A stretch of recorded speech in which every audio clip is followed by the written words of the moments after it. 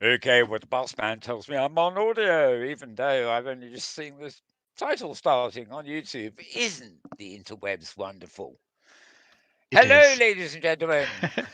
It's Mal Burns. Mal, M-A-L. And then next name, B-U-R-N-S. And on Twitter, yes, you guessed it, I'm squashed. Yes, twitter.com/MALBURNS, Mal Burns, where you can find links which contain links to stories and stuff like that, and videos and picture books and all sorts of anything I can link to, I link to, as long as it's relevant. Anyway, welcome to the Metaworld News. We also have another Twitter feed. That is twitter.com/Metaworld News. Again, two words, squashed. Anyway, this show is all about bringing you news about the metaverse and virtual reality haptics and sort of whatever the hell I feel like, really. Um, Not quite as cluttered as it used to be. We were just getting so many links. We were having that. We had an over 3 hour news burst the other week, so I thought, Mm. right, get a bit more selective. We will. So that's what I'm doing. Anyway, as I said, I'm Mal Burns. I'm joined here in the studio by James Atloud. Welcome, James. Oh, thank you, Mal. It's as usual. It's fun to be here. Enjoy doing the program, and I'll just take the opportunity to talk about the lovely shirt that I'm wearing today. This is an emissive shirt, and actually, I should go to the avatar in the audience just to show how it glows. And so let me transition over here. Oh, Look at right. that. Oh, in the Whoa. dark In the area. dark, you In can see in the dark, the glowing of the glowing galaxy. in the dark. Yeah. But I thought Dear. Maybe we should just. I was just saying if we need an extra visual for the ghost towels, Oh, right, right. as in glowing in the dark. Never mind, Yeah, never mind. yeah. Right. Well, I thought Yep. the swirls reminded me of the blizzard and the cold that we're in. But let me say this is from Celesria's store at Sansar. So I always like to mention the artist that puts Okay. things together. Mm. So thank you, Yeah, you are Celesria. not the only one. I mean, yeah. Yes, thank you. I noticed that. We were both commenting on the fact we're blizzard bound at the moment. I Yeah. think the whole northern hemisphere is. Maybe the whole planet is. Maybe it's our nuclear winter and we don't know it yet. But yes, it did resemble ice. It's got sort of ice sort of thing. So I Yeah, yeah. noticed it very dominantly. Anyway, folks, James is also fiddling with things behind the scenes, which is basically filming the videos, broadcasting the video, and just sending a combination of my desktop and my avatar here up to you folks at home so you can enjoy it all and see what I'm doing while I'm doing it, if you see what I mean. If I were on the Right, roof, you could call let's me start. the fiddler on the roof. Fiddler on the what? On the roof. Rough or roof? On the roof. The the top of the building. Like the. But the musical, The Fiddler on the Roof. Oh yeah, I know that. Yeah, I Mm-hmm. I'm sorry. didn't quite get. I'm being cheeky. Didn't quite get the connection. That's all. Well, the fiddling Well, with I might as well knobs. get the rap. Fiddling with knobs. Oh yes. Oh yeah. Right. You're out on the roof doing it, are you? In the freezing Yes. cold. In the freezing cold. Right. Yes. Yeah. Fair enough. Fair enough. Okay. Keep them knobs warm for us, will you? Mm-hmm. I shall. Yeah. Okay. Just massage them now and again. I'm sure keep warm enough. Right. Okay. Let's get on with the serious stuff now. We should have told you this at the beginning, but I got all confused today because of I haven't got eyes in the back of my head, so I was looking the other way at YouTube when I was told I was live, and it was just starting. So YouTube was behind me, if you see what I mean. It's behind my head now, but it was behind me then. Oh dear. The date today, or rather the news headlines we're bringing you, are for the week ending the 7th of February already, or Amazing. February 2020 to be precise. 2021 to be precise. Let's start again. News headlines hereafter for the 7th of February 2021. Yeah. Right. All right. And we will be back same time, same place next week. No. Okay, the links here are principally to do with the metaverse and interfacing haptics, that kind of stuff. And if you follow me on that Twitter feed I gave you earlier, then you'll find all these links that I'm reading out, plus more. I hasten to add a lot more in the feed. You know, 10 or 20 a day often, and yeah, and I'll mention which feed we're on when I get to the articles. So I'm going to start off with the twitter.com/malbones feed. And I'm actually going to start off where we always start off, and with a screen from scarredghost.com. Yes, we can cue the music.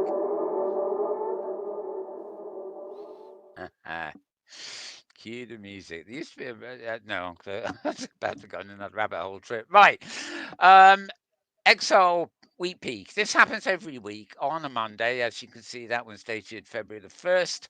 And it's the Skull Goes sort of roundup, XR Wheat Peak roundup, with all the headlines from the week before. So this isn't our last week now, it's the week before, but it's a good thing to always catch up with on Mondays. Just scrolling down here, as usual. VR adoption is increasing, Quest in its lead, etc. And somebody with a 10-year roadmap. Don't know who that guy is. Strange looking character, isn't it? He could pass for a hamburger. Right. Um, Valve has partnered with OpenBCI. Yes, we had that in our news, I think. I'm just scrolling down here, to be honest, to see that there's anything we might have missed ourselves in the course of last week.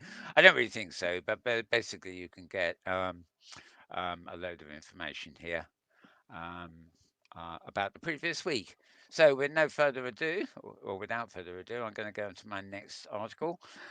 And this, despite being a picture of Ken Bai, Voices of VR, this is actually a site called xrforbusiness.io. So Oh, okay. xrforbusiness.io. And this is talking with Kent, actually, as indeed I did not so long ago. And yeah, VR sort of stuff in the service of the human experience. Kent is very good at talking about all this and everything under the sun, really. So this is actually part two of an interview they did with them. I don't think there's any audio of this. It's simply a matter of reading the interview. So that's a bit of a novelty where Kent's concerned, since we hear him on voice mostly. But as you can see, it's a long um, interview there. Um, Oh, actually, sorry, you can get, yes, you can check part one of the episode. But yes, you can actually get a podcast version of this. I thought it was long. Spotify, Google Play, iTunes, etc. So if you go to xrforbusiness.io and look up this, you can just scroll to the bottom of the page as I did just now, and you can put it up as an audio podcast too, if that's what you prefer. Okay, moving on. Um, Right, cancel this. Um, oh, I wonder where. Uh, um, Sorry, I've got my headline of the week coming up, but I don't know where it is. It must be further down. I thought it was here. Okay, Rise of the Avatars, the future in gaming, fashion, and music. Our virtual selves are just getting warmed up. This is the music. Sorry, MUSEBYS. Sorry, I'll start again. Muse by. Can't even pronounce it. So MUSEBYCL.io.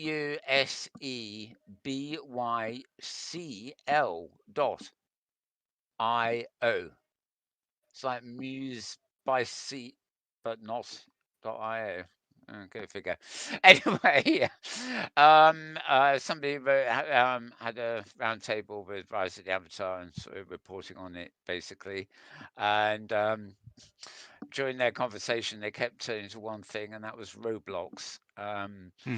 which is a game once known as Minecraft worldly cousin, and of course their recent valuation at some figure one can't really comprehend actually. Um, and talking about avatars playing crucial roles in Second Life and creative artists such as gorillas, but full-on technology wasn't there. But now it's coming along. Welcome to the skins game. I think that's quite funny. Oh, Of course, skins have always been a big sales item in Second Life, for example. It's now kind of, um, I mean, skin. You get style sheets for web pages that they sell as skins now. As homepage skins and desktop skins. But anyway, digitally dressed for success. So yeah, they're looking at that. Uh, well, let's just say it's a kind of opinion piece, sort of informative piece, really, but quite interesting to read. So that's at musebYcl.io. Very hard to pronounce the actual web bit of that address, but never mind. mm-hmm. Right, moving on. This is a post from the VRAR.com, and it doesn't work in reading view for some reason, but basically it's you want THEVRARA.com, and it's useful for many of you, I'm sure, because it basically is a list of industry events for virtual and augmented reality. And starting February the 8th, for example, Digital Entertainment World, February 10th, Telebotics, etc. You can scroll down, you can see what's here.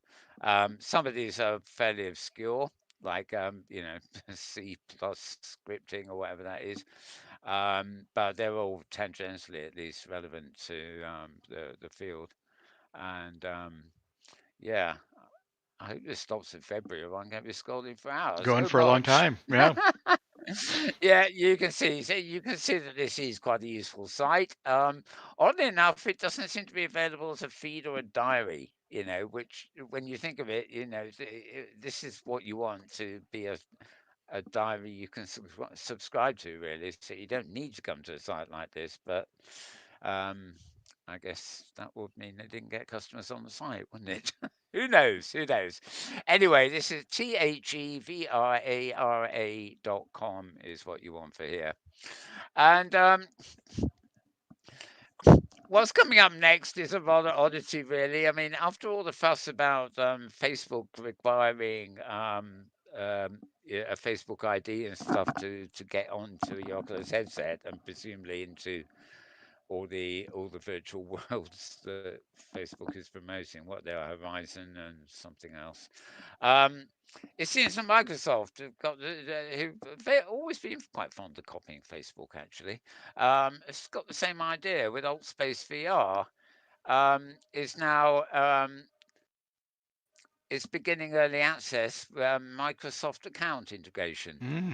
So you've got to take your Microsoft account. You can think of it as a Windows account. But you often need it now to get to other Microsoft products on other platforms. And so it seems like, well, as they say down here, it was inevitable that this would eventually happen considering Space VR has been a Microsoft platform for 3 years. And if you already use products like Minecraft, it means you can consolidate your login, making use of Microsoft's privacy and security features. In other words, highlighting all the benefits this will bring you, and politely disregarding um, the non-benefits of such a thing. Anyway, this post was an obligatory post really at VR Focus, so vrfocus.com for that little bit of news. I'm sure you'll find it elsewhere around too and stuff like that, and a little screenshot from Old Space VR just to sort of prove the point. Don't know what's going on there. We've got four legless things, legless avatars hanging around there. Two of them waving at the camera. Oh, they're armless too. They're armless too. Yeah, legless and armless. Good Yep. grief, good grief. Well, be fitting a Microsoft product, really, I suppose. Right, moving on, moving on. This is, we're back to ScottGhost.com. Yes, yoo-hoo. God, it's cold, but I'm shivering. And now there's a ghost in the room too. Gosh golly. Okay, Jake Rubin talks of X gloves and the future of haptics. Um, this is just one of his, long interviews, um, uh, which is talking in detail about how gloves and stuff work. Not just, I don't think just the guy's own products, but in general. And Jake, disclaimer: Jake is a reader and patron of this blog, but Mm-hmm. he says that hasn't influenced anything. So it's an interview, really, and especially if you're interested in gloves and haptics in general, a nice in-depth interview. Obviously, you've got a few videos in there too, um, which I think we've probably seen this before, but can double check.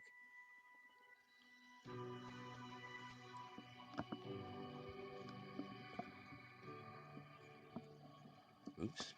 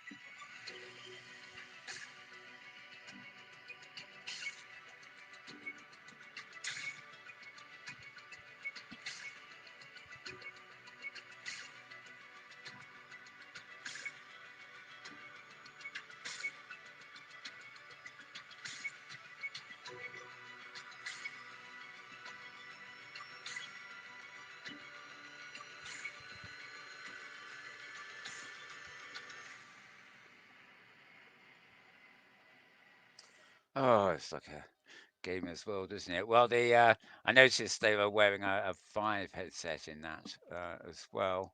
I don't know whether it was linked to Vive or whether you can use it with other headsets too. There's enough to read here that you can, if you really want to find out the answer to that. Better you come here yourself and read it. Ha ha. Okay, that's skarghost.com. SKARREDGHOST.com.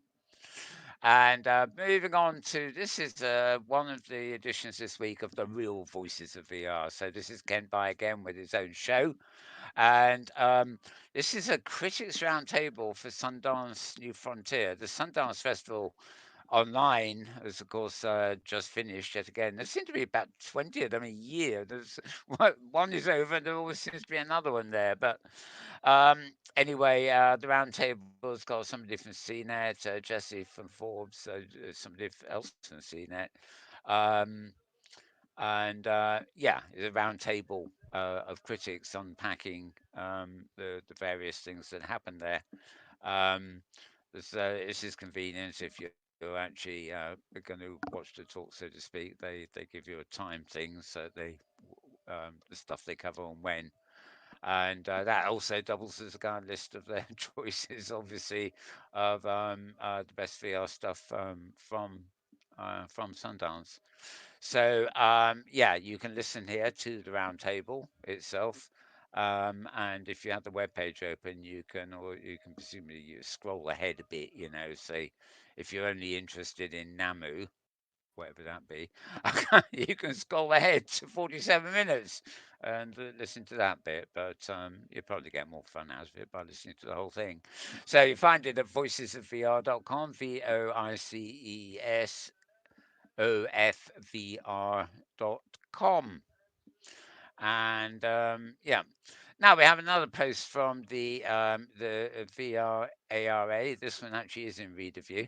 Um, a massive spike in virtual reality training, and Immerse, the company Immerse, which is over here in the UK, is expanding to the US operations. And not only that, but in the feeds, the professional users feed is that um, XR Tech Futurist, as she's called these days, has I forget where she was before. She's all over the place, but anyway, she's been hired as their global strategic advisor, but by Hmm. Immerse. This is, um, and yeah. So she's in charge of all this. She's one of these people. It's always worth Kathy Hackey. That is worth following on Twitter and stuff as well for various things. But yeah, this is basically a news item. Nice to see a UK company expanding into the States instead of just the other way around, Yeah. for Yeah. example. And definitely a global team being employed by them. So yeah, these, by the way, are not the same as the Immerse website that we feature on here quite a bit. This is more a training and development and sort of company, rather there's actually a website dealing with VR and stuff called Immerse as well. Okay, so that is THEVRARA.com for that sort of trade announcement, really. Now, last week, of course, the big news was that Tiltbrush had been rendered open source by Google. And uh, the speed with which some things actually change. I mean, within 2 days, they were up and running with the open source version, and they were adding this to it and adding that to it. It was almost sounded like a brand new product. And by midweek, they'd actually created a multiplayer version of Tilt Brush. So it's now Hmm. like a Hmm. Yeah. instead of just having artists painting in VR, you can now all go in together and collaborate on one. So I mean, probably I don't like to say this, poor old Google, but what have you done? What have you lost, Google? It's like Lively or whatever the virtual world they used to have. They basically, if something's a success by most people's standards, that means nothing to Google. It has to be a success by, Google's scaling standards to be of interest to them. So this obviously didn't quite make it, though it's No. incredibly No. popular, and it's one of a kind in many ways. So at least it decided to open source the code. So now there's another program too called Multibrush by Rendeavor, which is basically Tiltbrush, the collaboration platform. And Rendeavor specializes in using VR in places like senior living communities and hospitals to overcome isolation, etc. So they know a thing about bringing people together, etc. So yeah, we've now got collaborative tilt brush in the form of multi-brush. Yes, Very fun. multi-brush. Yeah, yeah. Almost wish one had a headset for this, but never mind, never mind. That news report you will find at vrfocus.com, vrfocus.com. And moving on. Oh, this was quite interesting. This was quite interesting, though I'm not really entirely sure. It's everybody and their pet army is doing stuff, online. Really, it's like Zoom and avatar chats sort of things online. There's just too many of them now. It's too crowded, and I mean, in the way you should say, "Wow, it's all taken off," but it's taking off in a way that's just confusing because there's too many choices. As ever, things don't interoperate, although most of them are actually available on the web. This is a web-based software. It's an early version. The idea is enough to kickstart connections with early adopters to refine it into something they love. They have a Discord channel you can join, JEL. They're introducing Gel here. Greg Fodor has been around about a bit, so he was working with Mozilla, starting something new. And 5 months later, he's got this thing called Jedi Live. You can create a space or join a community space, basically. And He's been working with social VR, Altspace VR, then on Mozilla Hubs, blah blah blah, giving his history. Um, it seems to him that avatar chat, not virtuality itself, is the core thing that people will benefit from. VR is a compelling but non-essential way to create this form of social presence, and uh, avatar chat tools are nothing new, but social VR grew in the wake of the Oculus acquisition, blah, blah, blah, blah, blah, blah, blah, and not to mention COVID, of course. Um, Prototype VR meeting app. Okay. Now, I have a feeling, right, following the links in this article, you can actually get to gel itself, which is gel.app. And I think I made an account here, but I also think you can load it without an account. There we are. Your browser's unsupported. Great. Ah, Try the Chrome. But this is a version of Chrome. Oh, funny, funny. Okay, well I don't. Oh no, no, it's not. I'm in Safari, aren't I? Of course, I'm. When I went in here, I was in Chrome. Or I was in something else. Okay, well it does appear that I can't actually show you, but this, if you know the way kind of things like Mozilla Hubs work and load into your browser, this is a bit like that. Although I must admit, I don't know it was actually particularly that well developed at the moment. As I say, it is actually new. If you want to read this article about it, it's a Medium. It's a Greg Fodor's site. So it's gfodor.medium.com. And you can read all about it there from his point of view.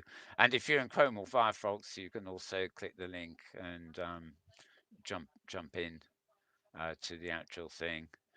I don't know why these pictures are all so blurred here.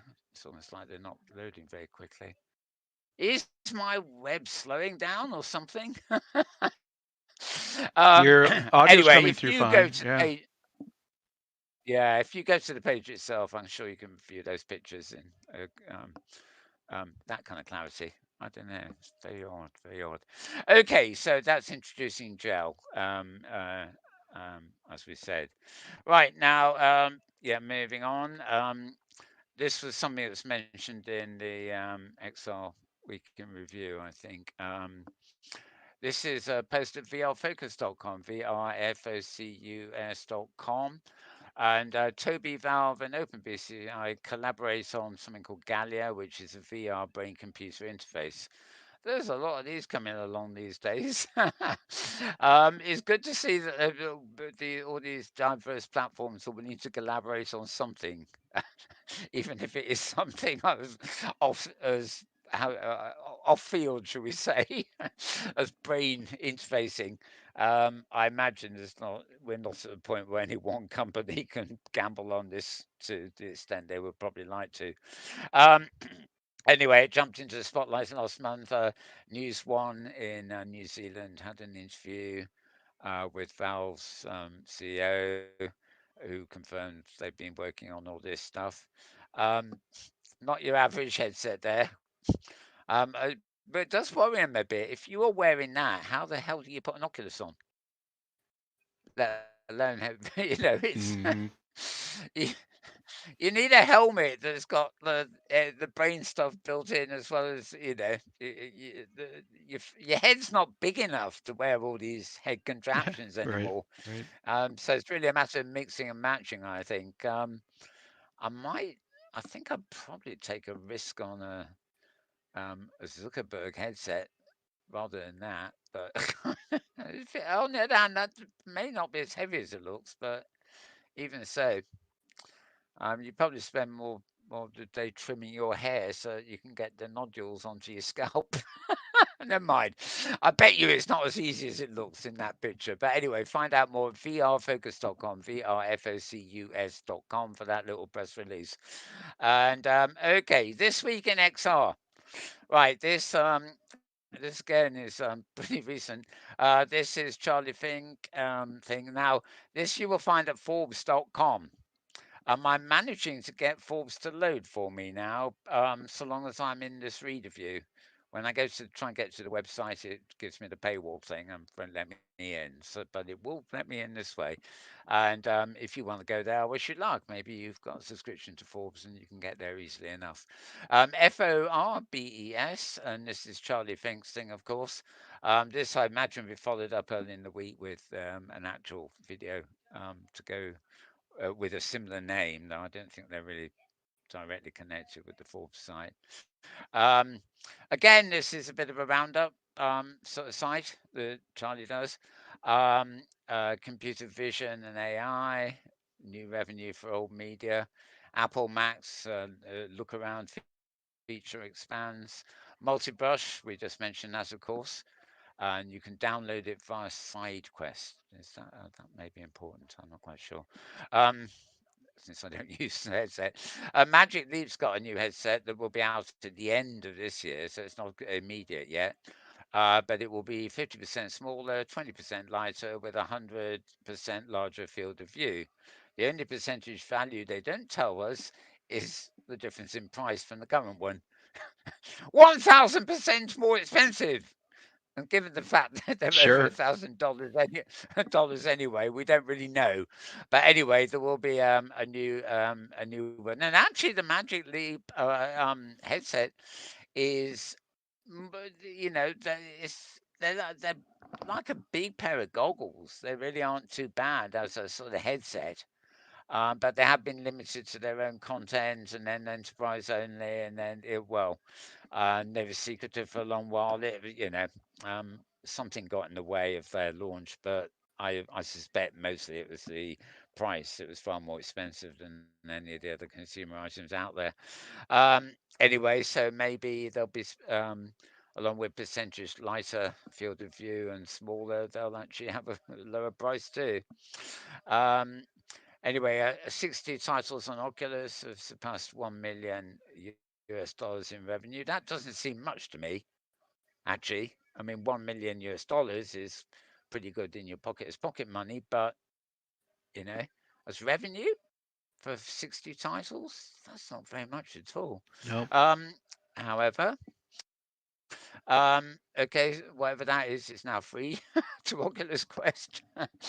And dear, my mind's just gone to sleep. Just a second there. Okay, you can download Glue from Oculus Quest, First Go Games, get Springboard VR. Oh, it's a roundup as you can see. Oh, and there is Kathy Hackey, who I just mentioned, is now moved to Immerse. And yeah, okay. So a lot of repeat there anyway, but you find that one at Forbes.com. And I guess oh yes, I know my favorite headline is coming up, but not quite yet, right? Okay. Favorite films and VR experiences at Sundance. This is Engadget's version, so engadget.com. And it's basically just a post that's going through the things they saw there and liked, as opposed to that sort of podcast audio discussion earlier. Um, that's one called Tinker there you're looking at. I'll let you go there to read all about it here. Going to the Wolves Fair. That's spooky looking. What's she doing? Is that putting her eyeball out or something? Yeah, sets itself up like a horror film. Enough said. Don't like them. Right. Oh, okay. It's not actually a horror. It just sets itself up like one. Right. 4 feet high VR. Curious. What's that? That looks very suggestively. It looks like the video call that you showed last week. The shelf. Yeah, but I don't think it is. Yeah, pardon me. Let me scroll down. Yeah, young wheelchair user, she explores her sexuality. Okay, I'm going to pass on that one anyway. You can read all about it later. That looks odd. It looks like something out of a porn movie. Things sticking to holes. Right, okay. You find this at Engadget, engadget.com, complete with that unfortunate picture. And I think it is unfortunate. I don't think it's what it Maybe might it's have looked like. therapeutic, Okay. Mel. It could be therapeutic. Yeah. Yeah. Uh, Giggle. comment. No more The comment. young men are I'll get giggling myself on into the TV trouble. show. Yeah. Yes, I know. Right, VR World Builder, massive loot begins a 5,000 US dollar Kickstarter campaign. Video games like Minecraft have proved that while gamers do love amazing worlds built, they also like creating their own. VR is no different, which is why a developer human mode, Stratascape, has created Massive Loop, which is a VR environment builder which anyone can use. And that sounds like quite fun. The question is, when you've used it, can you export what you've done somewhere else? I think you probably can. Um, in theory, you should be able to build fully working VR content, offering a programming knowledge, metaverse combining visual node scripting, customizable 3D gallery, object gallery. Um, And the plus points visual node scripting means that you can easily wire objects and behaviors. Online multiplayer, you can share your work with co-workers, etc., etc. And a customized core asset library, upload your own massive loop and bring them to life in VR.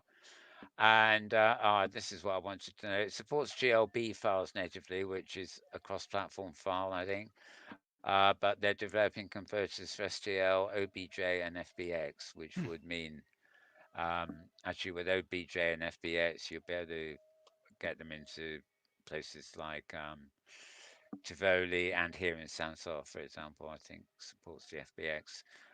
Yep, so it does look like an authoring environment where you'll be able to take what you've done and to pump it out to other platforms, a bit like the way Unity and uh, Unreal work. There's a very interesting. Actually, I should have had a picture this week, but obviously I didn't snap it. Somebody, it might have been Roblin VR, posted something on Twitter that actually juxtaposed the Unity and the Unreal names and imagined them joined together. So you actually ended up with unreality, which is quite a by taking those anyway, forget it. But, right, I get I it. may have Yeah. got that wrong. It's much fun. It's much funnier if you actually look at it. Anyway, this is the teaser trailer for Massive Loop itself.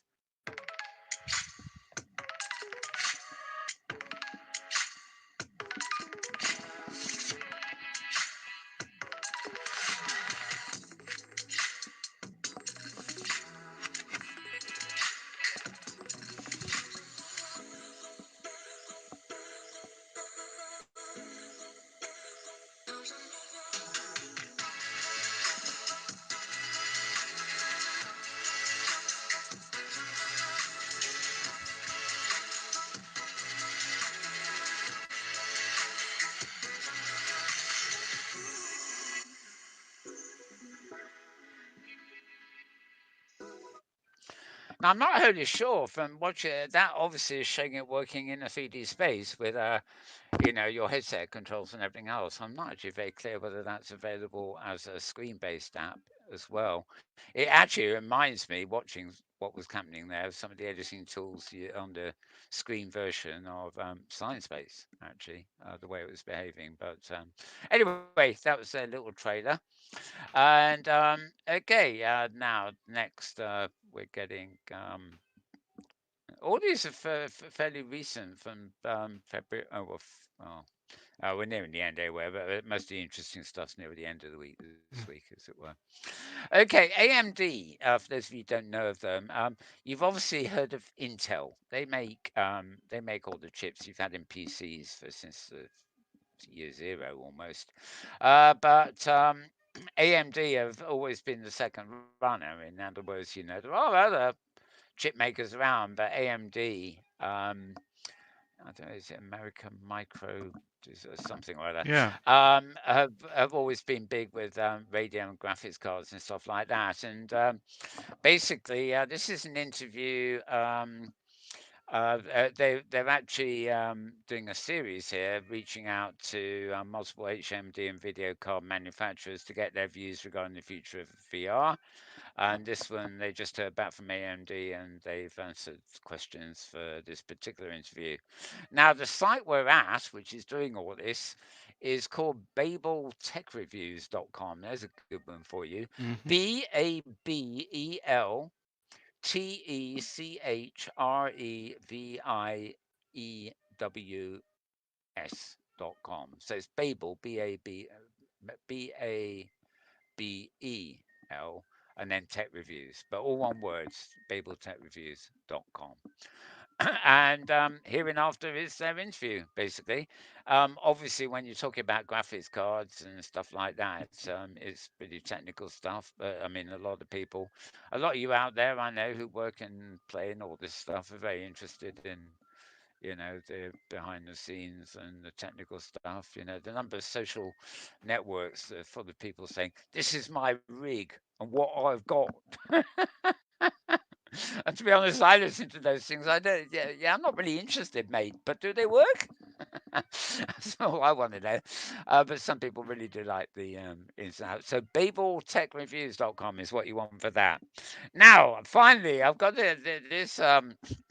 Well, this next post is at The Guardian, a newspaper in the UK, which you'll find at theguardian.com, TheGuardian.com. And this really, somebody had to come up with this quote. It's fitting given that it's talking about Shakespeare. Is this an avatar I see before me? Oh, it's a great Hmm. headline, no? Come on, people, applaud, clap, laugh, do something. Anyway, I thought it was funny. Right, is this an avatar I see before me? And the audience, yay! God, you lot, oh God, you're so slow, aren't you? Anyway, thank you for that. I'm glad you agree with me. Yep. Yeah, Yep. that was good. That was good. Good that the audience is joining The in here. audience is Lovely. watching. Right. Right. Ah, finally a reaction from somebody. Right. Anyway, the audience takes to the stage in virtual Shakespeare play. It's a video game software, they claim, enabling actors to interact with viewers in real-time fantasy. So these are obviously not avatars; they're real-world actors. It's there's a lot of visual stuff here too. It's called Dream, and it's from the Royal Shakespeare Company. Performers create character avatars while interacting with a live audience, basically. And that's not happening today. This actually came in today, as it were. Playhouses may be dull, but the Royal Shakespeare Company is to bring immersive theatre to audiences wherever you are in the world by combining revolutionary virtual reality and video game technologies with traditional live performances. And you'll be actors will real time animation will be created by actors interacting with a live audience. I'm fascinated by this, who will in turn influence, and then it says a story inspired by Midsummer Night's Dream. Now, obviously, they can't just perform a Midsummer Night's Dream because Shakespeare didn't script the interaction. Hmm. So they've had to adapt, basically, or come up with a story that's inspired by Shakespeare, and but includes interactive elements. So you're in the audience there, clapping away, also interact with the atlas at the same time. Uh, Mischievous Puck and his fellow fairies will be conjured up by actors whose every movement will be translated by cutting edge technology into virtual avatars that mirror them as extraordinary creatures. So, presumably, that guy is on stage wearing a motion capture suit, and maybe a holographic avatar of him can enter the audience and interact with the audience. And remember, this isn't an audience in a theater, it's all going to be done online. Um, Anyway, in 2016, they did a production of The Tempest, where an actor actually wore sensors capturing his movements. So they've had a bit of practice with this in the Interesting. past before That's the also COVID. Yeah. the under presents in VR has been doing that. The Tempest. So it's Yeah, very very coincidental. I found the same in Second Life, for example. I Yeah. mean, it's not all lightweight vanity, as it were. Hmm. There have been some good theatre things there. And I actually have the complete machinima of an hour long of Milton's. Oh, what's it called? Paradise Lost. Milton. Paradise Lost, yes, which was great, and that did actually it was filmed several times with a very small audience because it was like a 3D. The stage was such a big construct that there was only a small room left for the audience. It was like three sides was stage. One side was a load of audience chairs. But also, there've been a lot of theatre productions, in Second Life and even in Open Sim and things like this, to greater or worse effect. I mean, well, James, we've had a few Yeah, we what they call the recorded it. Avatar Right. Repertory Company and things Hmm. coming on Open Sim conventions, which to me weren't really very impressive. But a nice idea. But you just thought, it's like you thought you've got a load of avatars who've created, a local, theatre troupe. That's not really ever going to get anywhere, but they can show off in the local church performing their versions of Shakespeare, and it's a bit like that. Although there's one that just there's one I remember where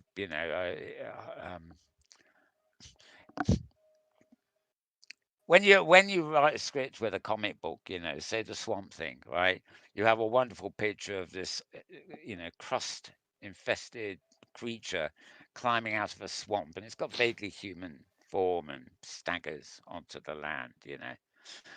You do not write a dialogue thing saying the crusty, muddy monster walked out of the swamp because it's repeating what the picture tells you.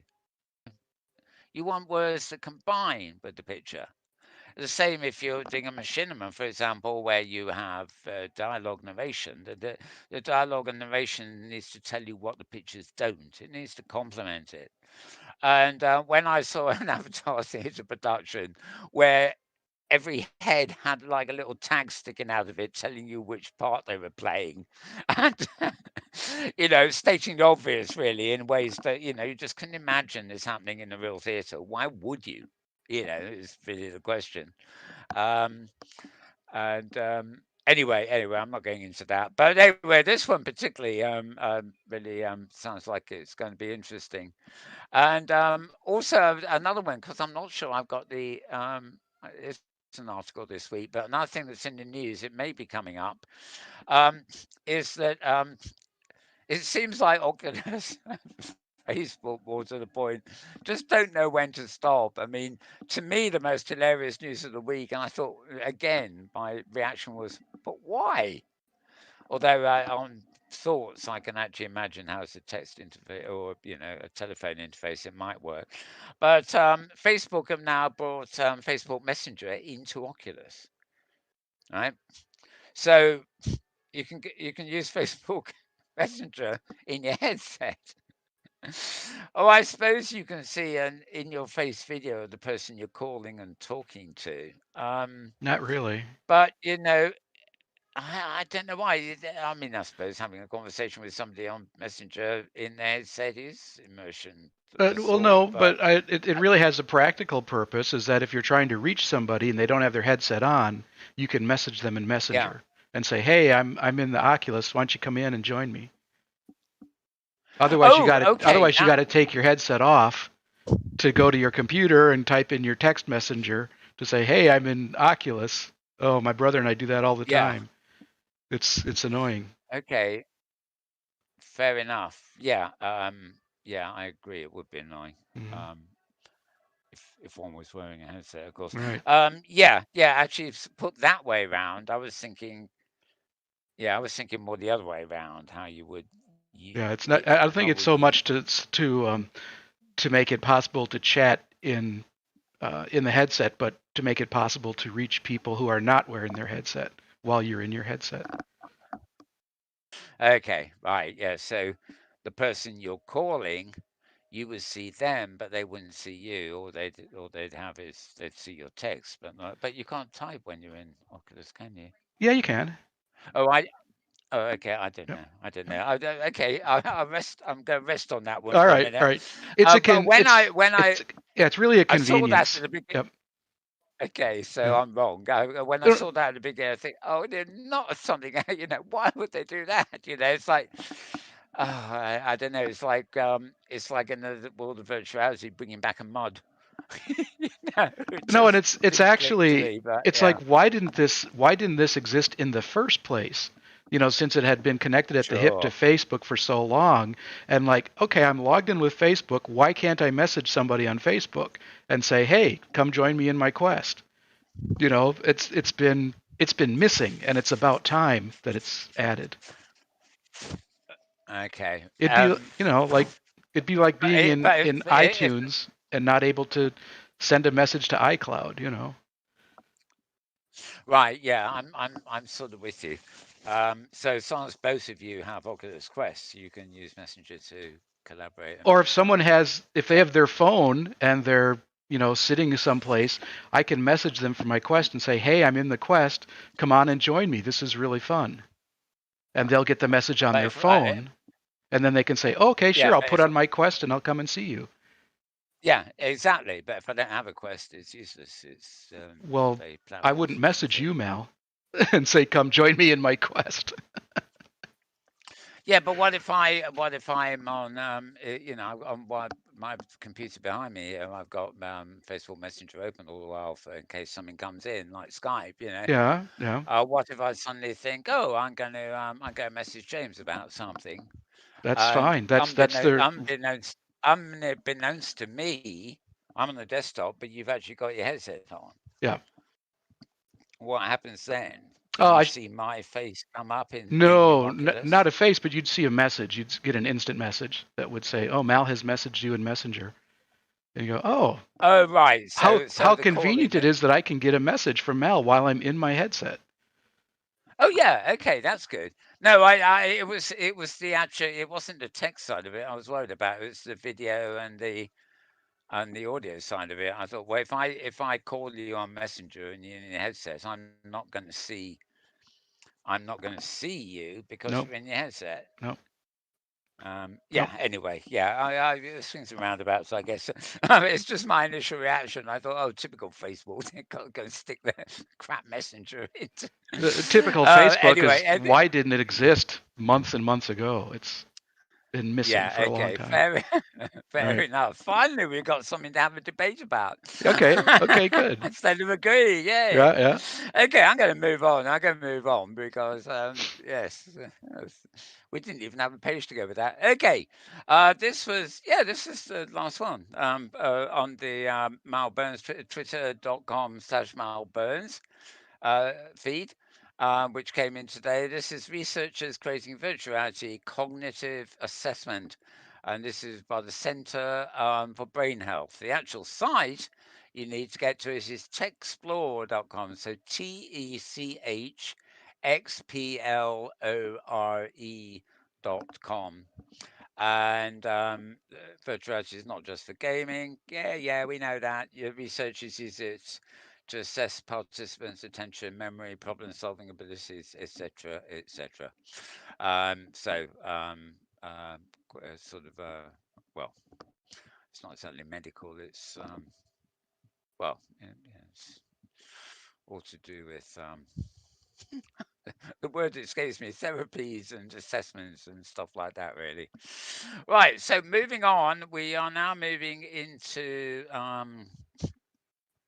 just three short posts which come from the twitter.com/metaworld news feed. Um, One is a new version of a panel I did at OSCC last year. Um, Whoopsie daisy, which is it's got the proper intro on it, which mine didn't have. There we are. Okay, this is a 50-minute panel I did with Adam Frisby from ScienceBase, Caitlin Meeks from Tivoli, Kalila Lakeworth from Vicadia, and Lacey Sansar from guess where? Mhm. Salsar here. We were just talking about the new platforms and stuff for 50 minutes or so. It was mid-December last year, if I recall. The Avacon Inc., who put the whole thing on, have finally got round to putting at least some of the recordings up, including my conversation with Kent Byer, which I featured last week, I think. Um, if you want to find this, obviously I've got it embedded here, there, and everywhere, and in fact, almost everywhere because I'm on it. If you see what I mean. But you can find this directly at Avacon Inc. So that's capital AVA, capital CON, space, and then Inc. INC, and that's the account on YouTube to um, see that. And I'm not going to play it here, he says, He pressing says, the right. unmute button. But it's very interesting. I mean, it was, pardon me, croak croak. It was the Open Simulator community conference, but both my panel and my interview the day before are concerned with things outside the Open Simulator. My choice with these panelists is that they are all Adam Frisbee started Open Simulator long before he moved to a science base. Um, Caitlin and Kalila are both running offshoots, one open source, one not so, of Philip Rosedale's High Fidelity, which again was what you might call a social collaborative VR.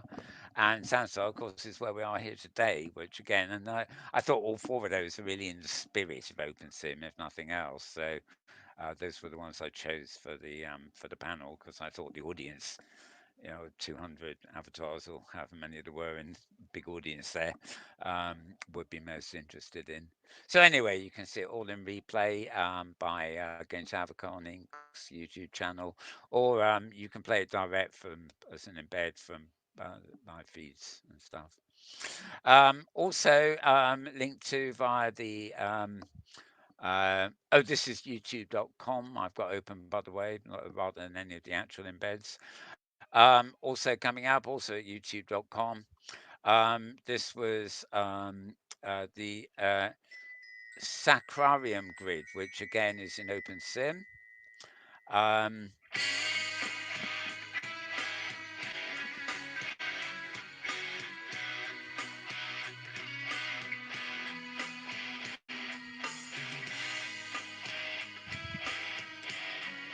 Bit of rack and roll for you there. I'm not going to play all 4.5 minutes of this. It's okay, I think. But if you want this, I guess they were performing in a studio. It looks like a socially distant studio in it's a Korean grid. I don't know. But the account here is White Angel and Nimfetka. So White Angel is one word, then and of course, and then NIMFETTKA is the Nimfetta one, as it were. If you have a problem with that, then just go to twitter.com/MetaWorld News and follow the link there. And then finally, it's not a video this time. It's just at blogspot.com. This is a post. Oh, let me do. Okay, this is Jury Pelonen, right? JURIPELONEN.blogspot.com, and this was Reconnaissance in Times of Darkness, which was well, it's a sneak preview, so it may actually still. Let me scroll down here. I'm not actually sure whether. Okay, it was more of a sort of installation thing. Um, as you can see, heavily illustrated, very arty sort of thing. Um, the following artists: Ice Sky Silver Web, Ile Sorbet, and Sujiwa Kwame. And I think there are others. Ice Sky Silver Web is familiar to many people, being deaf in the times of darkness. Oh, that's right. She's hard of hearing. I know because she volunteers for some conferences and things. Right. Um, okay, various different artists here and reviews to go with it. What you want, of course, is you want to simply get a login to OS Grid. and the region you want is called Interstellar. Notice how that's spelled Intersterll, all in lowercase, and then ART in capitals, and then space exhibitions. And then you're obviously best to go to this article and just copy that Earl to your clipboard. The landing spot is X grid. Oh, Safari. No, even Safari can't open that one. Okay. Um, oh, it doesn't want to go back either. Naughty Safari. Right. Okay. There we are. Okay. So, as I said, if you go to twitter.com/Metaworld News, you will find a link to this. As I say, it's Jury Pelonen, blogspot.com. Not the easiest of sites to remember, but a nice post on all the arts and exhibitions that are available there on OS Grid and the region Interstellar Art. Okay, so that is it for the main bit. What I'm now going to do behind the scenes here is I'm going to open Slack, which is something where I tend to keep various other things of interest. That I often post them to Discord too, where I know James and a few people have access to them, though it's not on a public channel. Um, so we'll do this on the fly as we get to them. On Monday, we would have started off with this is a community creator showcase. Yeah, can sometimes catch a leaf. Oh, I got. This is January 21, and this is for Neos VR, which is yet another platform, NEOS space VR. And the YouTube site you want for this is Fuchs. Oh dear, I got giving me a cough just looking at it. Right, Fuchsius. Hmm. FROOXIUS, and that's where you'll find this. I think he's posted quite a few other Neos VR um, uh, films too. Um, not bit cluttered to look Oh, at, but I got the uh, back inside of the Neos headquarters. We gave it 1,000 kids. Yeah. Well, we did. Oh, there you go. okay. Actually, this is already halfway through because I must have paused halfway through watching it myself.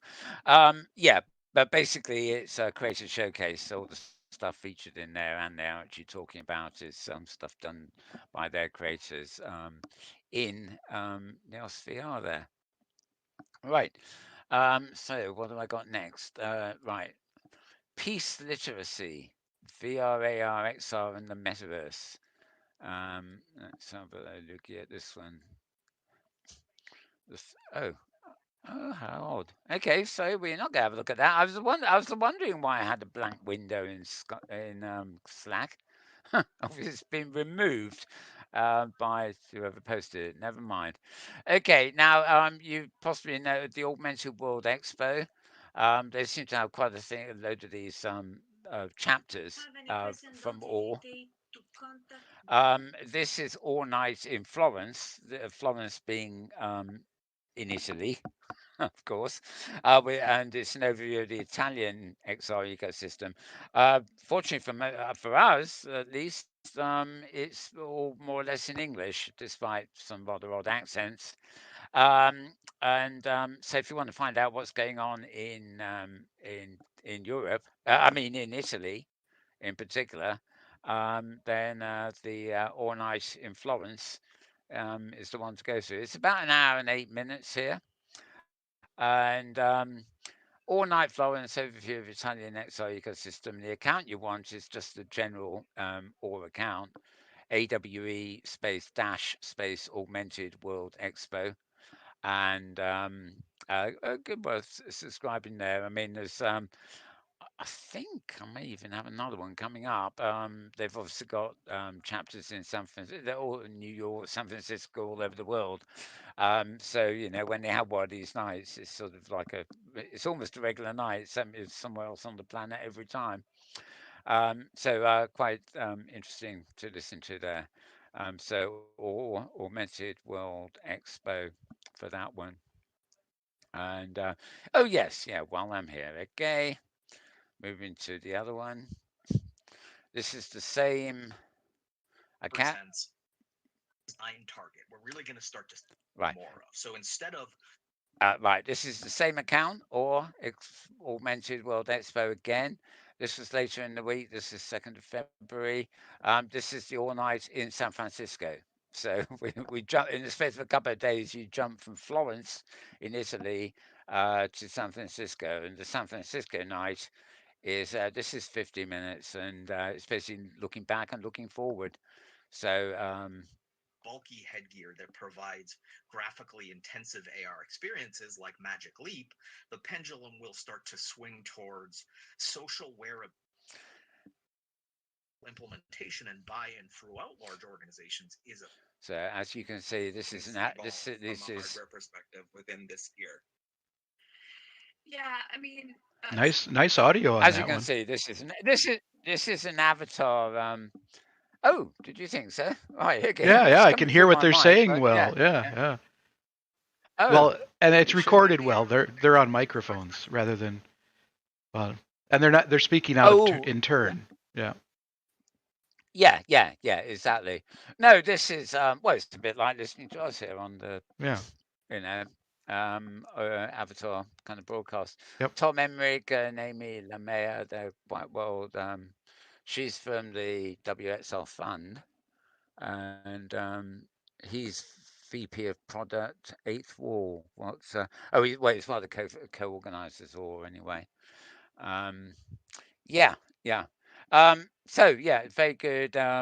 If you want to look back on the year from their point of view, more augmented reality than virtual reality, but of course they do overlap.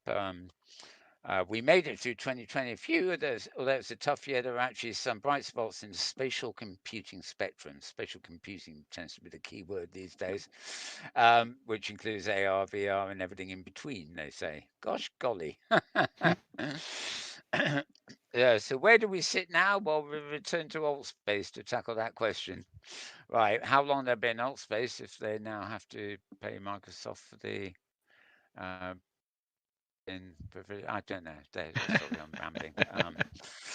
Yeah, Altspace is another platform for the moment. Anyway, right now I've got to go back up again. Okay, YouTube again. This time it's not or. It's Creative XR 2020. Oh, right. We have already featured this today because I had the website. To Creative XR's opening keynote sessions. Basically, this Ken By and Voices of VR site had summarized this. This is actually a keynote on key XR trends for creatives, and the site here is Digital Catapult. So Digital Catapult is the YouTube site you want. And the lady here, she's executive producer, programmer for Venice VR, but producer of Creative XR. She's basically there to introduce Kent By yet again. Of what this is all about. So that's what we'll be talking about today. So I've been doing the Voices of VR podcast since 2014 and taken a real interest of the future of immersive storytelling. So I think it's the storytellers that are really pushing the medium forward.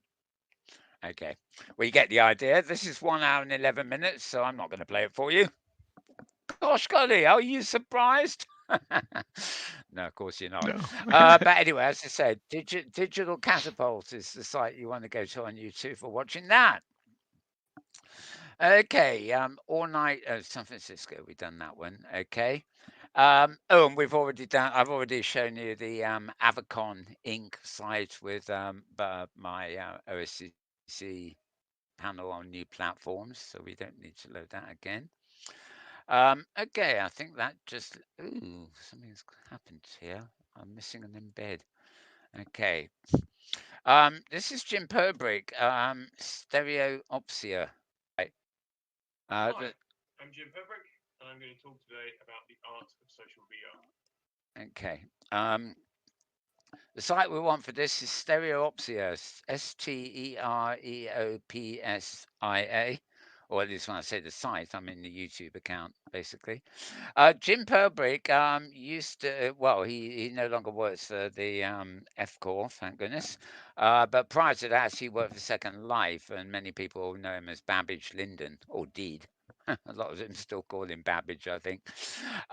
So this actually is just it's a presentation he gave on social I spent VR. some time thinking about what the title should be for this talk.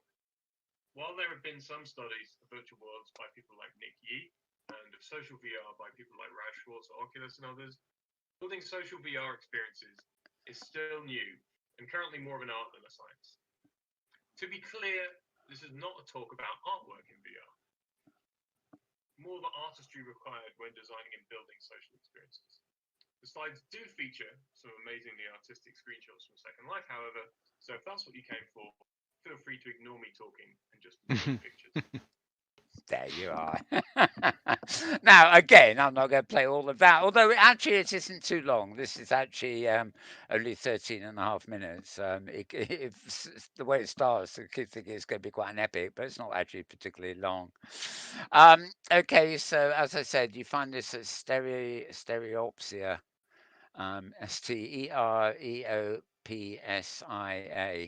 I'm not really sure who they are. Oh, I followed the link. Jim Perbrick himself has his own channel somewhere, so this isn't actually his. It's something he did for them, so to speak. And I got a final link here, which for some very strange reason doesn't have a thumbnail to go with it. So I'm going to click and find out. Oh, the Skull Ghost. Oh, Yes. it's the scarred ghost. Do you need a howl? Hang on a second. Okay. Okay.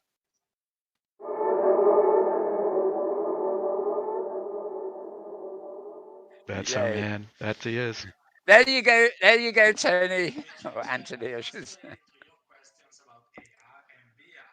Today I answer the question of Brett that asks me if WebXR is the most affordable way, most frictionless way of It's a video, considering how good and articulate his reviews and his website and everything are. It's one of my favourites.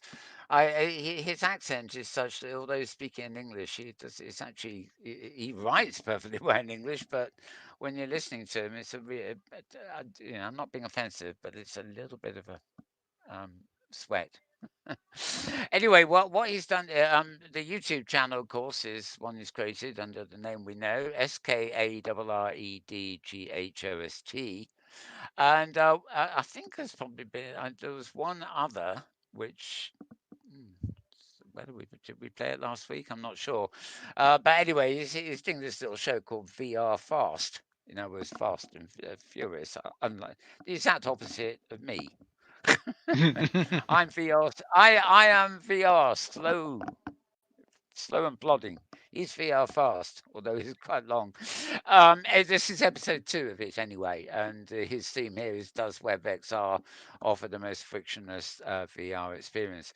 Now I could almost play this. It's only 3 minutes. It really is a short burst. But I don't want you to.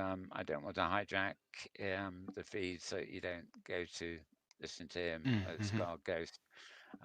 Not wouldn't be fair. Right.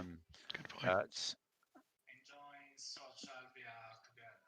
Yeah, and XR. So yeah, that's I'll leave it at that.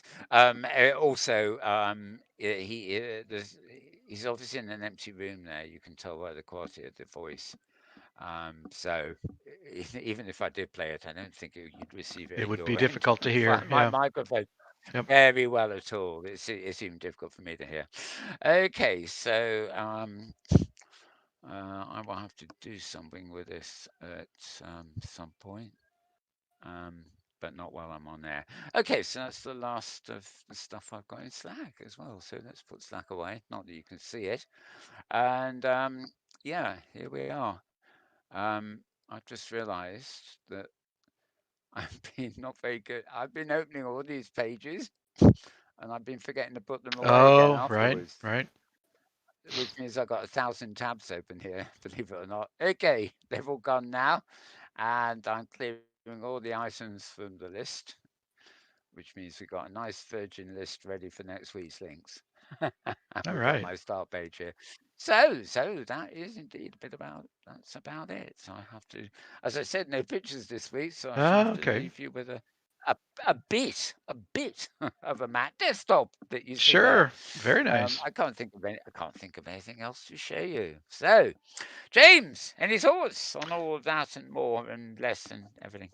Well, I certainly didn't mean to be upset about the Facebook chat thing, Messenger and the Quest, but Oh I did no, want to say good to I really was happy that they put that in because put on the okay. headset. Oh, I need to message him. Take off the headset, pick up the phone, message. Okay, he's there. Put down the phone, pick up the headset, put it on. Oh wait, he's not there. Take off the headset, pick up the phone. It's Let's just have Yeah, the no, messenger I'm in the completely headset. Yeah.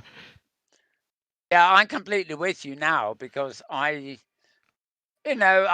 don't use the headsets, and Right. I just Right. thought, well, I've got my messenger on screen all the while. I can do this, that, and the other with it, no sweat. Right. Why would I want something as simple as messenger in a headset? Yep. Because the controls in a headset. How do I type the message? If I'm looking at their face, what do they see of me? They don't see my face because I'm in a headset. They can't get the video. And I Right. was thinking of the all through messenger experience, which is a bit like Skype.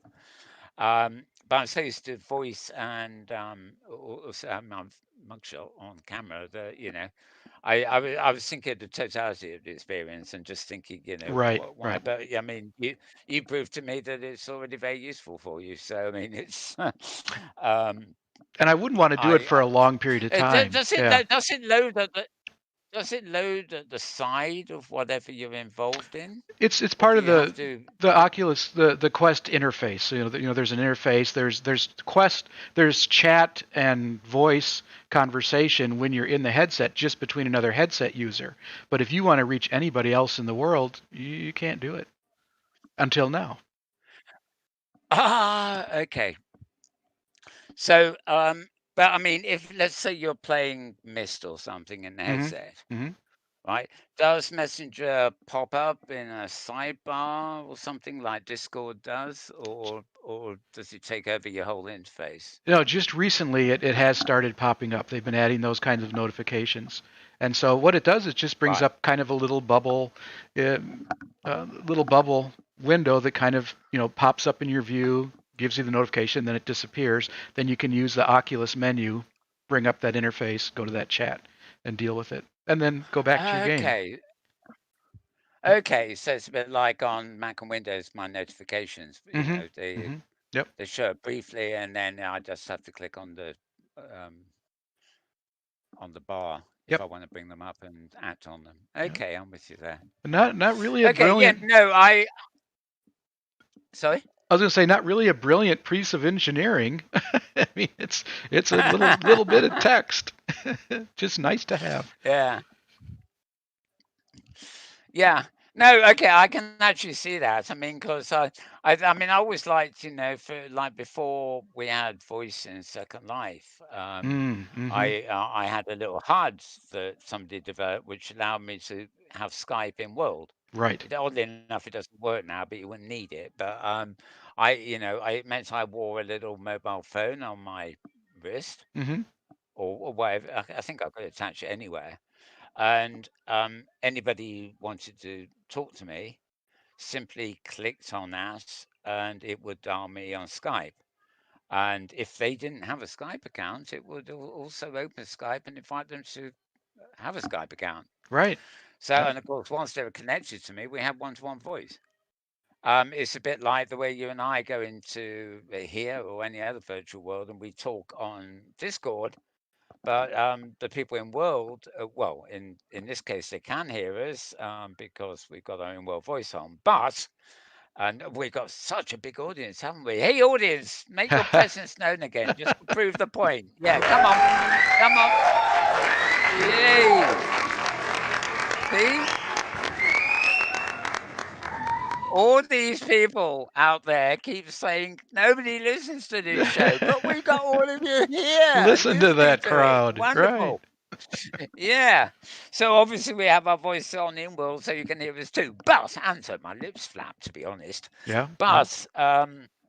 But of course, the way Skype used to work in Second Life was just like that before they had their own voice system Right. from VVolts and things like that. So so you never know when something like that's going to be useful. I mean, my reaction about Facebook Messenger, I guess it's just me and I don't use a headset, but actually logically, if I just think of it as a notification system like my desktop, which I can act on or not, no, I'm perfectly fine with that because on my desktop I use notifications all the while. Hmm. I'm busy Yep. reading something or doing something, and the only way I know what's incoming immediately is to see the little bubbles in the corner of my screen. Right. Right. And it's And not like let it. It's not like Facebook had to coordinate with another entity, like Microsoft or iMessage. I mean, it's their same. It's their own company. I mean, well, yes, you know. exactly. I mean, that in a way is a joke because they got Yeah. it already. Right. I mean, if they can do that, then technically they can have Instagram and WhatsApp in the headset too, because they own both You of would those as think. You would well. think. Yeah. Um, you know, they might have to give up some of those. So maybe they're anxious to keep Messenger and give up Maybe WhatsApp, so. but Who knows? I Right. don't know. It Yep. depends how all that plays out. Yeah. All right. Well, yeah, very good. So, anything else? Anything else um, of interest? Well, lots of interest. I want to read both of those videos that you presented. The one by Babbage Linton. Linton sounds really really Oh, yeah. good. I want to jump into that. Yeah, he's very agreeably. He talks well. Yeah. He was Yeah. always And the presenting subject good is stuff. Yeah. very interesting. It's very short that one actually. It's about 13 minutes, but All I right. mean, it's a great Yeah. little I mean, great I little think there video. are a lot of discussions about social virtual worlds, but they're not they're more marketing discussions than they are what is the actual aesthetic of a social virtual world. Yeah, And I think that's going to be really nice to listen to that. it's that's actually interesting. It's something I'm kind of aware of with the feeds and stuff. Actually, oddly enough, since this year, but obviously in general, since the pandemic started, I mean, at first it was a kind of thing of, we were able to say, oh, look, we got these virtual worlds, these social spaces. Those of you who laughed at us, tough, Mm-hmm. Mm-hmm. we've got them, you can join now, but you're late, you'll be Right. newbies and whatever. But then increasingly, all these other platforms started popping up, professing to be similar and whatever. I mean, either avatars or little webcam conversations and things that ran off the web, but also some new social virtual worlds, if that's the word. Um, but too many of them, obviously, they've found a bit of startup money, which a lot of the ones we know never really had. They've grown of their own accord. But some of them are really fairly poor offerings considering. But Mm-hmm. when I read the news feeds and stuff like that, whereas a few years ago I was finding lots of feeds of general talk about the future and, like futurists and futurologists and scientists and socialists, not socialists, you Sociologists. know the word, but Yeah. sociologists. Socialists. Yeah. I like Oh, that. probably a few of them too. Right. And well, the general open conversation. This is back in, maybe you've got to remember that 5 or 10 years ago, everybody thought the metaverse was Second Life, Right. Right. or could be. Despite being a walled garden, they thought it could open up. Even Philip did for a while, but it was, they just didn't see any great audience there for the interop. Yep. Um, and but lately, for the last year or so, since the pandemic's there, I mean, at first it was just a bit more interest. Then it became a whole load of new things popping up that didn't really have what I would call the legacy. You know, Mm-hmm. too many startups or too many big companies providing the money to try and start off, like and even on the strict officey front, there was Slack forever and ever, and then Microsoft Teams appears, Mm-hmm. and that's it's a sort of virtual communication thing. Both of them actually have their own advantages there, and Discord, of course, too, the master of them all, really. But these are things that have grown up slightly, grown organically a bit, and stuff like that. And I think I'm not alone in kind of resenting commerce that just barges into existing space, often without really understanding it.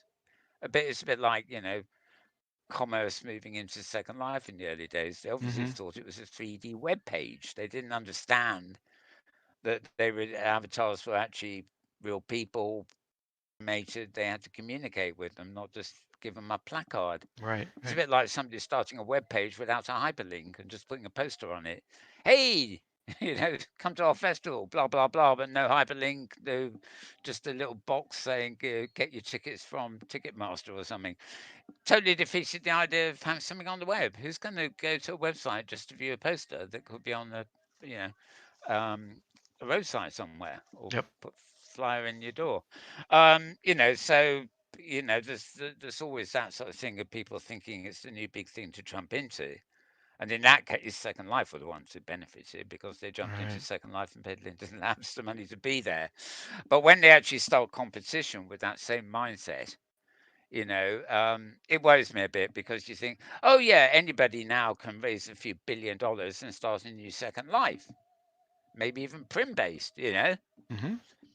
But it's not going to replace or even compete with Second Life. Second Life has a kind of its own niche audience, its own way of doing things, and it's grown organically. You're not going to have people jumping out of Second Life to a new platform where they haven't got their inventory and there are no items by their favorite stylist, and the musicians they like listening to aren't there already.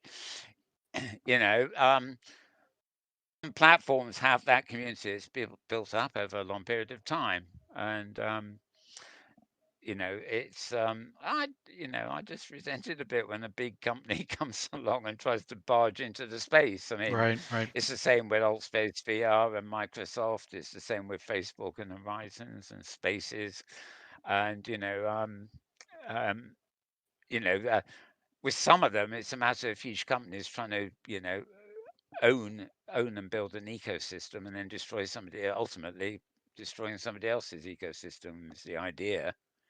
Facebook want to get rid of Apple. And well, they want to get rid of everything actually. But Apple, you know, I don't know. Don't think they're very happy with Facebook either. Apple and Microsoft seem to get on okay, but remember that Microsoft actually own an awful lot of Apple's shares. So, I mean, there's not that real hard fought sort of thing that there used to be back in the days when it was which operating Yep. system. Yep. So that's about But it for yeah, me. Yeah. yeah, and for me before I go down the rabbit hole again. Right. Okay, folks. Well, I haven't done a reasonably short show today. I've just extended by at least 15 minutes blabbering. But Just a bit. Not it's a me. lot. It's me, isn't it? You know me. Okay, we will return same time, same place next week, which is Sundays at 11 a.m. Pacific time on the YouTube channel. Or you're welcome to come and sit in the audience here with that wonderful crowd we have here. Um, in what is it, La Lab? What's our region called here? Loud. Loud is my. I'm James at Loud, so it's Loud Labs. Yes, and it's got two L's, hasn't it? Yeah. So Yeah. Loud Lab. Yeah, that's right. It's a So good Welsh that's where lab. we are. That's where the Good studio. Welsh company here. Yeah, yeah. And as you know, we have a nice loud audience. Very At loud. Loud. That's right. At Loud. Hey. Look at Thank him you. go. It's all appreciated, folks. It really is appreciated. Okay, so we will be back same time, same place. But if you, many of you, of course, watch us on YouTube during the week as replay, which is just as good, really. So from him, It's goodbye from him. and me, and I mean, and it's goodbye from this one as well. Yeah. We two are one. In other words, AR, VR, XR, MR. At the end of the day, We we are. Yes, we are. We are all that stuff. Okay. Have a good week, everybody. Take care of yourselves. Stay safe, and everything else that is necessary in this modern age of ours. And keep it online. Keep it virtual, as it were. We'll see you later. Bye bye.